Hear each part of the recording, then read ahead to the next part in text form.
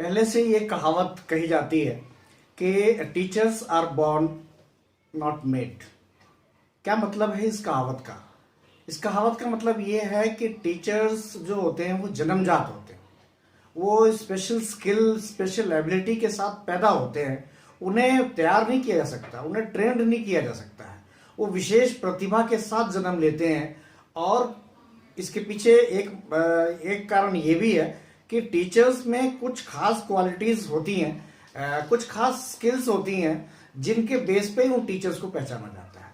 जैसे कि किसी टीचर को अगर कोई भी एक बात को समझाने में बहुत सारे एग्जाम्पल को पेश करना होता है, बहुत सारे क्वेश्चंस को रेज करना होता है, बहुत सारे कंसेप्ट के बीच में एक लिंक स्टेब्लिश करना होता है, तो ये एक जन्मजात कला है या इसे ट्रेनिंग भी दी जा सकती है। ये बहुत बड़ा एक डिबेट है।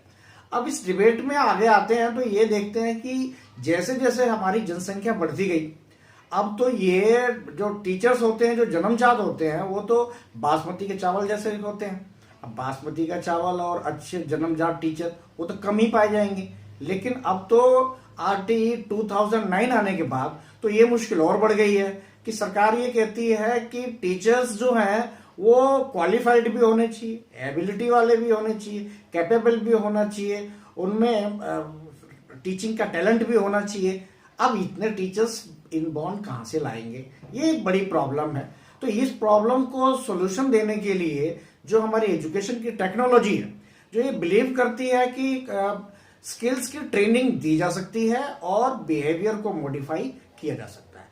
अब बिहेवियर को मॉडिफाई करने के लिए बहुत सारे ट्रेनिंग प्रोग्राम है जो कि टीचर्स की ट्रेन करने के लिए है।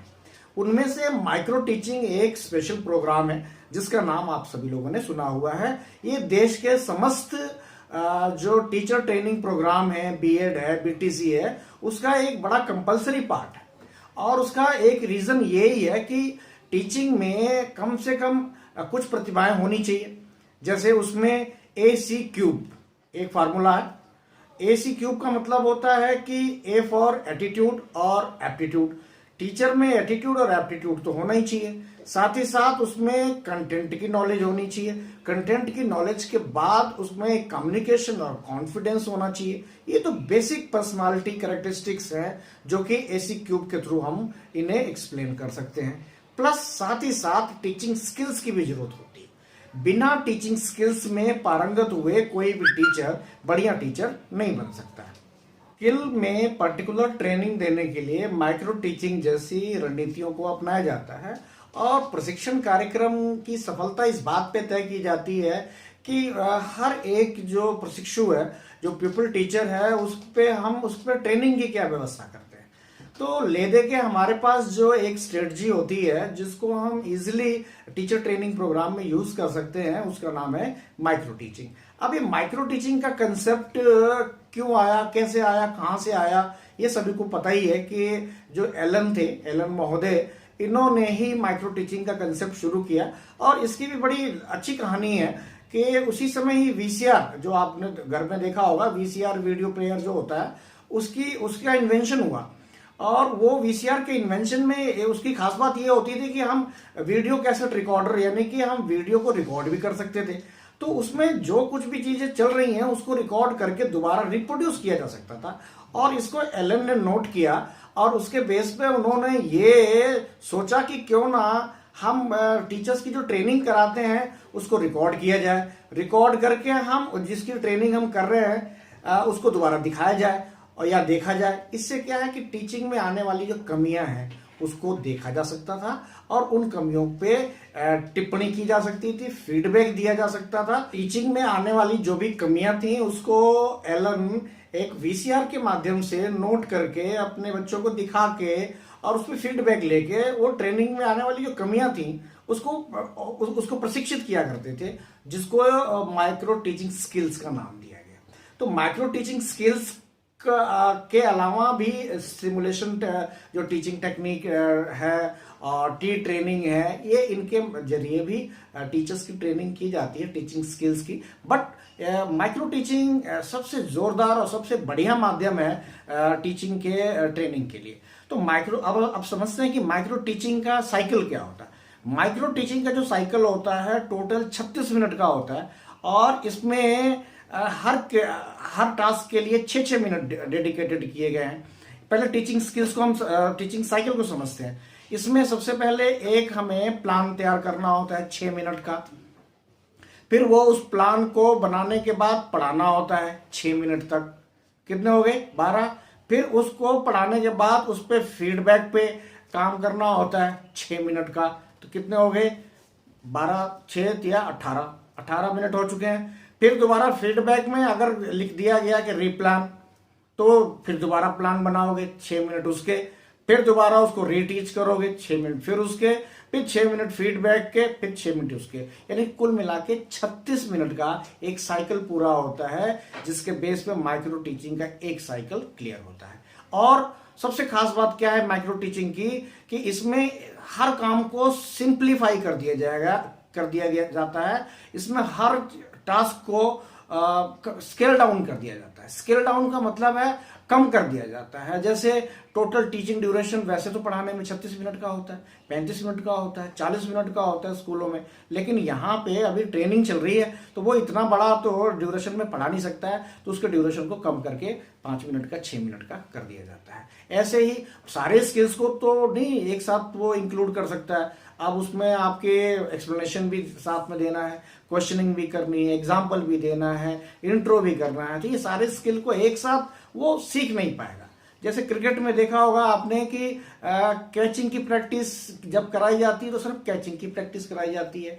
कई बार विकेट पे मारने की जो स्किल होती है उसकी प्रैक्टिस अलग कराई जाती है, भागने की प्रैक्टिस अलग कराई जाती है, और स्लिप करने की और भाग के रन को कंप्लीट करने की तेजी से, कि हर चीज की अलग अलग प्रैक्टिस कराई जाती है, अलग अलग सेशंस दिए जाते हैं, तभी वो स्किल में एक दक्षता आती है, एक निपुणता आती है। तो इसको करने के लिए हर एक टीचिंग स्किल को क्या किया जाता है माइक्रो टीचिंग में, कि एक टाइम पे सिर्फ एक ही स्किल को जोड़ दिया जाता है और एक ही स्किल पे काम करना होता है। तो ये बात तय हो गई कि माइक्रो टीचिंग की खास बात ये हो गई कि एक समय में एक ही टीचिंग स्किल पे जोड़ दिया जाता है। टोटल 36 मिनट तक काम किया जाता है। इसमें प्लानिंग और एग्जीक्यूशन और फीडबैक तीनों महत्वपूर्ण पड़ाव होते हैं। अब आइए हम जानने की कोशिश करते हैं कि वो कौन कौन से टीचिंग स्किल्स हैं जिसको सुधारा जाता है, जिसको ठीक किया जाता है। वैसे तो टीचिंग के लिए जो टीचिंग स्किल्स हैं अनगिनत हैं। लोगों ने, कईयों ने 36, किसी ने 12, किसी ने 6, किसी ने 50, अलग अलग संख्या बताई है अपने अपने अनुसंधानों के आधार पे। लेकिन सबसे महत्वपूर्ण जो टीचिंग के लिए जो ज्यादा जरूरी होते हैं वो कम से कम हमारे 6-7 स्किल तो होते ही हैं, जिसमें सबसे पहले जो टीचिंग स्किल होती है वो है स्किल ऑफ इंट्रोडक्शन या सेट इंडक्शन, या उसे प्रस्तावना का स्किल भी कहते हैं, प्रस्तावना कौशल कहते हैं। अब ये प्रस्तावना कौशल में क्या होता है? प्रस्तावना कौशल टीचर का एक ऐसा हुनर होता है जिसमें वो बच्चों के माइंड को घेर के लाता है और पढ़ने के लिए विवश करता है। आप ये समझ लीजिए कि इंट्रोडक्शन एक ऐसा फेज होता है कि जिसमें बच्चे के माइंड को कैप्चर करना होता है। बच्चे का माइंड एक चूहे के जैसा होता है, उछलता रहता है, कूदता रहता है, चंचल होता है। शारीरिक रूप से वो क्लास में बैठा होने के बावजूद भी हो सकता है क्लास में ना हो। तो जो थॉर्नडाइक का वो जो तीसरा नियम है कि लॉ ऑफ रेडीनेस, जब तक बच्चा पढ़ने के लिए तैयार नहीं होगा उसे इस दुनिया का कोई भी टीचर पढ़ा नहीं सकता है, ये नियम तय है। वो आपने कहावत सुनी होगी कि एक घोड़े को जबरदस्ती तालाब तक तो लेके जा सकते हैं, लेकिन उस घोड़े को पानी पीने के लिए कोई भी विवश नहीं कर सकता, क्योंकि वो पीने का जो सिस्टम है ना वो उसके खुद से ही है। जब वो चाहेगा वो सांस भरेगा, पानी भरेगा, तभी अंदर जाएगा। ऐसे ही वो बच्चे के साथ भी है। आप जबरदस्ती उसे क्लास तक तो ला सकते हो, क्लास में बिठा सकते हो, चुप करके बिठा सकते हो, लेकिन उसको पढ़ने के लिए विवश नहीं कर सकते। तो वो कौन सी कला है? ये एक स्किल है, एक कला है जिसमें इंट्रोडक्शन स्किल में हम उन बच्चों के माइंड को घेरते हैं, कैप्चर करते हैं और उसे हम कनेक्ट होते हैं। होता है ना, जैसे बहुत सारे डिवाइसेस होते हैं, कभी हम ब्लूटूथ के, कभी शेयरिट के थ्रू कनेक्ट हुए बगैर तो कोई भी फाइल ट्रांसफर नहीं हो सकती है। तो इंट्रोडक्शन में कनेक्ट होना बड़ा इंपॉर्टेंट होता है। कनेक्ट हुए बगैर आप कोई भी कंटेंट को बच्चों में ट्रांसफर करने की आप नहीं सोच सकते हो। तो कंटेंट ट्रांसफर करने के लिए, समझाने के लिए और उन्हें हर चीज के लिए कनेक्ट होना बड़ा जरूरी है। तो इंट्रोडक्शन स्किल की खास बात क्या होती है कि इसमें टीचर स्टूडेंट के साथ कनेक्ट होता है। जब तक वो कनेक्शन बिल्ड नहीं होगा तब तक वो इंट्रोडक्शन, वो उसकी जो बाकी की टीचिंग स्टार्ट नहीं होती। तो इस तरीके से इंट्रोडक्शन को हम टीचिंग से, मेन टीचिंग से पहले किया जाता है और इसमें दक्षता आना बहुत जरूरी है। आप कोई भी ऐसा टीचर जो डायरेक्ट ही बिना इंट्रोडक्शन के पढ़ाना स्टार्ट कर देता है, वो पढ़ा तो सकता है लेकिन बच्चे उसमें इंटरेस्ट नहीं लेंगे। बस एक तो जो इंट्रोडक्शन का काम होता है वो 3 होते हैं। एक तो ये होता है कि बच्चे में इंटरेस्ट क्रिएट किया जाए, दूसरा ये होती है बच्चों में जिज्ञासा, क्यूरियोसिटी क्रिएट की जाए, और तीसरा ये आ जाता है कि वो जो उसका प्रीवियस नॉलेज है उसकी टेस्टिंग भी कर ली जाए। तो ये इसके 3 इसके जो फायदे होते हैं इंट्रोडक्शन के, और यही 3 इसके लक्ष्य भी होते हैं। तो इंट्रोडक्शन की स्किल में इसको कैसे किया जाता है, इसके लिए जो कंपोनेंट्स हैं उसमें टीचर ये सिखाया जाता है कि इसके बड़े सारी स्ट्रेटजीज हैं। आप चाहो तो क्वेश्चन आंसर के थ्रू इंट्रोडक्शन कर सकते हो, आप चाहो तो कोई छोटी मोटी कहानी या घटना सुना के इंट्रोडक्शन के स्टार्ट कर सकते हो, आप चाहो तो कोई एक प्रसंग उठा सकते हो किसी कहीं से भी और बच्चों के सामने ले सकते हो। लेकिन क्या उस प्रसंग में क्या बात होनी चाहिए कि बच्चों के लेवल के अकॉर्डिंग होना चाहिए, प्लस वो इंटरेस्टिंग होना चाहिए, और कहीं ना कहीं वो सिंपल टू कॉम्प्लेक्स पे भी होना चाहिए। इस फेज की खास बात ये होती है कि बच्चों को पता ही ना चले कि क्या होने वाला है। एक सस्पेंस क्रिएशन जोन भी आता है और टीचर्स की एबिलिटी इसी में ही परिलक्षित होती है। टीचर्स एबिलिटी रिफ्लेक्ट्स हियर, उसकी क्रिएटिविटी यहाँ रिफ्लेक्ट होती है। सो इंट्रोडक्शन स्किल में ये बातें जानना बहुत जरूरी होता है। अब दूसरी स्किल होती है क्वेश्चनिंग की। जो स्किल ऑफ क्वेश्चनिंग है, स्किल ऑफ क्वेश्चनिंग के जो कंपोनेंट्स हैं उसको हम 2 भागों में बांट सकते हैं। एक तो प्रोबिंग क्वेश्चंस हैं कि क्वेश्चंस को हम कैसे प्रोब करें, और कोई ऐसे क्वेश्चंस जो हम बच्चों से कुछ निकलवाना चाहते हैं। अब वो डायरेक्ट क्वेश्चन भी पूछे जा सकते हैं, कुछ निकलवाने वाले भी प्रश्न हो सकते हैं। सो क्वेश्चंस जो होते हैं ये अपने आप में एक कला है। क्वेश्चन बनाना, क्वेश्चन पूछना और क्वेश्चन का जवाब लेना, ये तीनों ही एस्पेक्ट की ट्रेनिंग दी जाती है। स्पेशली क्वेश्चन का निर्माण कैसा हो, कैसे प्रश्न पूछे जाए। तो जो प्रश्न होते हैं वो एक अच्छे संरचना में होना चाहिए। प्रश्न हमेशा औपचारिक होने चाहिए। प्रश्न हमेशा सभी बच्चों को देखते हुए पूछना चाहिए। किसी एक तरफ बच्चे की तरफ देखोगे फिर प्रश्न पूछोगे तो समस्त क्लास ये समझेगी कि शायद सिर्फ उसी स्टूडेंट से पूछा गया, इसलिए संपूर्ण क्लास को देखते हुए ही प्रश्न पूछा जाना चाहिए। इससे हर बच्चे को लगता है ये प्रश्न हमसे पूछा गया है। उसके बाद प्रश्नों को जब बच्चा जवाब नहीं दे पाता है तब क्या करेंगे? आप मान लेंगे कि बच्चों को नहीं आता है? नहीं, यहाँ पे प्रोबिंग क्वेश्चन की स्किल आती है कि आप बच्चों को कुछ हिंट देते हैं, एक सहायता देते हैं, उसे कोई एक ऐसा जोन देते हैं जहां वो कुछ समझने की कोशिश करता है। आधा अधूरा वो प्रयास करता है कई बार, तो कई बार वो बिल्कुल भी जवाब नहीं देता है। तो बच्चों को क्वेश्चनिंग के लिए, क्वेश्चन का आंसर देने के लिए मोटिवेट करना भी क्वेश्चनिंग का एक पार्ट आता है। क्वेश्चनिंग के लिए जो प्रॉम्प्टिंग की जाती है, प्रॉम्प्टिंग के लिए खास बात यह होती है कि बच्चों को हम कुछ डिफरेंट डायरेक्शन में लेके जाते हैं और वहां पे हम उससे पूछने की कोशिश करते हैं। फॉर एग्जांपल उससे हमने पूछा कि बताओ हमारे देश में जो सत्याग्रह आंदोलन थे उसको किसने कराया। बच्चा मान लीजिए छठी क्लास में है, वो नहीं जवाब दे पाता है, तो आप कहते हैं कि ये वही व्यक्ति थे जिनकी फोटो हमारे रुपये पैसे पर छपी रहती है, नोट्स पे छपी रहती है। तो बच्चों को आपने हिंट दे दिया महात्मा गांधी, बच्चा इतने में बोल पड़ता है। तो क्वेश्चनिंग के मकसद अलग होते हैं। कुछ क्वेश्चन इसलिए पूछे जाते हैं कि बच्चों में डिसिप्लिन मेंटेन किया जाए, कुछ क्वेश्चन इसलिए पूछे जाते हैं कि बच्चों में क्यूरियोसिटी डेवलप किया जाए, कुछ क्वेश्चन इसलिए पूछे जाते हैं कि जो हमने पढ़ाया तो तुम्हें समझ में आया कि नहीं समझ में आया, तो उन्हें हम कॉम्प्रिहेंसिव क्वेश्चन पूछते हैं। कई क्वेश्चन ऐसे होते हैं जिसके थ्रू हम पूछ के हम आगे बच्चों से पढ़ते हैं क्वेश्चन आंसर करके, तो वो हमारे डेवलपिंग क्वेश्चंस हो जाते हैं। जो पढ़ा लेने के बाद पूछते हैं उन्हें हम कॉम्प्रिहेंसिव क्वेश्चन बोलते हैं।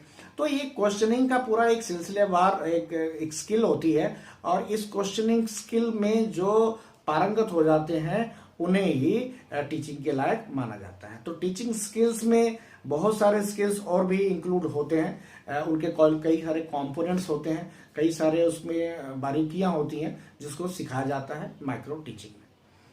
इसके बाद जो तीसरी स्किल होती है वो होती है एक्सप्लेनेशन की स्किल। एक्सप्लेनेशन की स्किल को समझने के लिए इतना ही समझ लीजिए कि एक ने पूछा कि भाई विद्वान में और शिक्षक में क्या फर्क होता है, तो उसका जवाब ये मिला कि विद्वान वो होता है जो 10 लाइन को एक लाइन में बना के बोल दे, और शिक्षक कौन होता है जो एक लाइन को 10 लाइन में कन्वर्ट कर दे।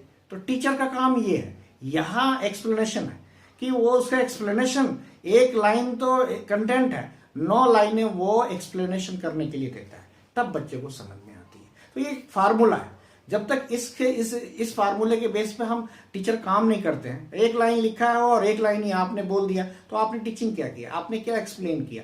तो वो जो 9 लाइनें और ऐड की जाती हैं वो स्किल ऑफ एक्सप्लेनेशन में आती हैं। उसमें जो कंटेंट है उसकी कॉन्टिन्यूटी बनी रहनी चाहिए, उसमें एक फ्लुएंसी बनी रहनी चाहिए, उसमें जितने भी कंसेप्ट, रिलेटेड कंसेप्ट है वो सभी आने चाहिए, अप्रोप्रिएट वोकेबलरी यूज किया जाना चाहिए। फॉर एग्जाम्पल अगर हम वाटर साइकिल का अगर हम क्या एग्जाम्पल है, तो वाटर साइकिल का हम बच्चों को एक्सप्लेन कर रहे हैं और आपने उसमें एवेपोरेशन वर्ड यूज नहीं किया, आपने हीटिंग वर्ड यूज नहीं किया, आपने वाटर सोर्स वर्ड यूज नहीं किया, तो ये इन वर्ड्स को यूज करना भी एक्सप्लेनेशन का एक पार्ट है। आप इसको सामान्य लहजे में भी बोल सकते हो, लेकिन फिर वो बच्चा समझ तो जाएगा लेकिन लिख नहीं पाएगा, या फिर कहीं लिखा हुआ होगा तो उसे समझ नहीं पाएगा। इसलिए उस पे अप्रोप्रिएट वर्ड को जोर देकर उसे बताना जरूरी होता है। साथ ही साथ कंसेप्ट को आपस में कनेक्ट भी किया जाता है, जिसको कंसेप्ट क्लैरिटी बोलते हैं। कंसेप्ट को क्लियर किया जाता है, फिर उसको प्रूफ करने के लिए एविडेंस के तौर पे बच्चों के सामने एग्जाम्पल दिए जाते हैं, फिर बच्चों से एग्जाम्पल लिए जाते हैं। इस तरीके से एक्सप्लेनेशन स्किल पूरी हो जाती है। तो आज के वीडियो में मैंने आपको माइक्रो टीचिंग की ट्रेनिंग स्किल, माइक्रो टीचिंग का कंसेप्ट, माइक्रो टीचिंग का साइकिल और जो टीचिंग स्किल्स होती है उसमें मैंने आपको इंट्रोडक्शन, एक्सप्लेनेशन और क्वेश्चनिंग स्किल के बारे में बताया। अगले वीडियो में बाकी स्किल्स के बारे में हम चर्चा करेंगे और उनके बारे में हम जानने की कोशिश करेंगे। ये वीडियो अगर आपको अच्छी लगे तो इस वीडियो को प्रमोट जरूर कीजिए और हमारा हौसला बढ़ाने के लिए इसको लाइक और शेयर जरूर करें और मुमकिन हो इसको सब्सक्राइब भी करें।